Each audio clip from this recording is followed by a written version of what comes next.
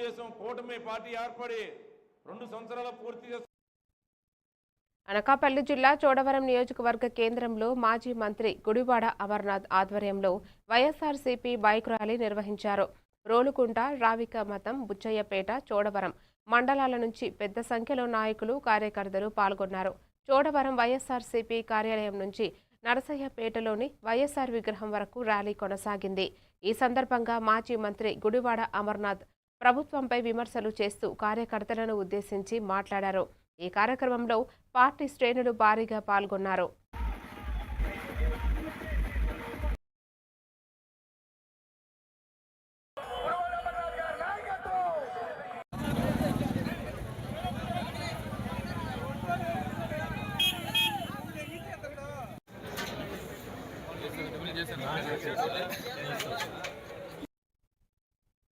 doctor BR